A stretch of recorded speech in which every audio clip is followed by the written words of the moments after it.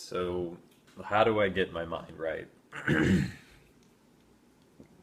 For the longest time, I struggled with that. I,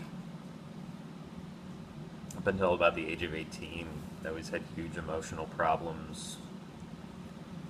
I ended up dropping out of school, not really know what to do with myself. I just got a job. I started making sandwiches, sandwich shop, pizza shop, wherever. Jumped from job to job, and had hobbies like most people do. I skateboard. That was my exercise for years. I also learned how to make web pages through playing video games. It was a lot of fun, and somewhere around the age of, let's say, 21, I started making a little bit of money doing it. And it eventually became my full-time job. By 24, I wasn't making much more than what I was making sandwiches, but it was better. I could stay at home, I could study, I could be a better person. When you have nothing but free time, which is what most people at work at home have, you find ways to entertain yourself, and what I did is I studied. And from the age of, let's say, 21 to 25, that was the way I got my mind right, was literally doing work, studying, listening to audiobooks, reading books, listening to lectures, just trying to learn as much as I could about the world, about myself, about the industry. Didn't really matter, just being involved. It's probably the greater message of this website, is that being involved in life helps you to get your mind right.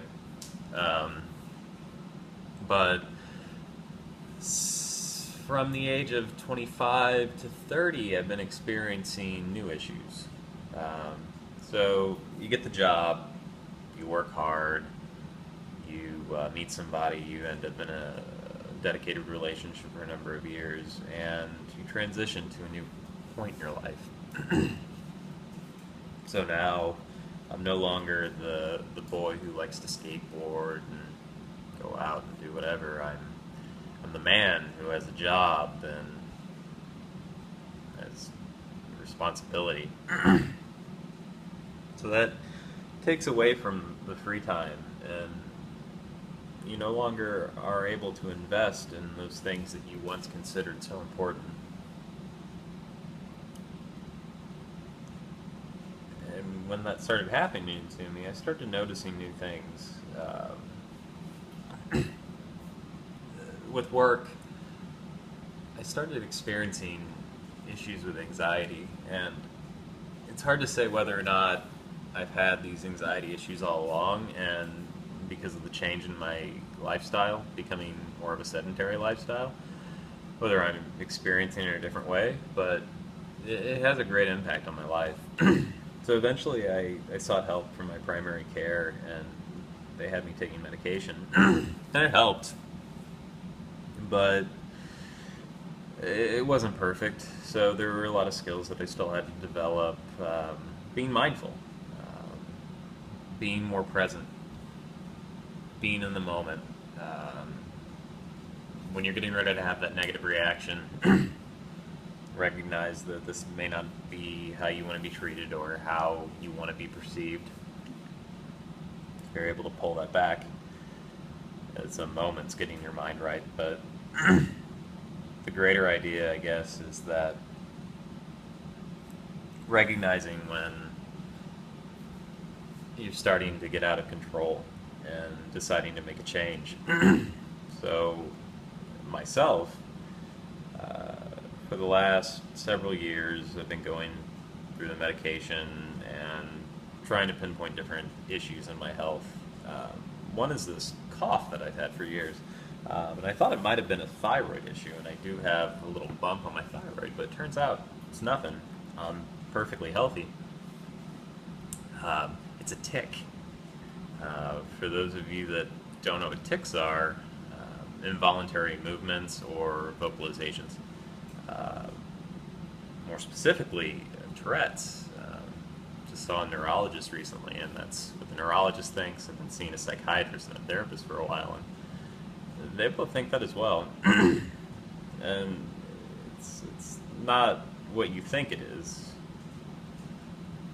And there's stereotypes of Tourette's, and you already have in mind what it might be, but just do your research and you'll find out that it's insane. It's not the cussing, it's impulse. The cussing happens to a few people. It's a rare condition called coprolalia.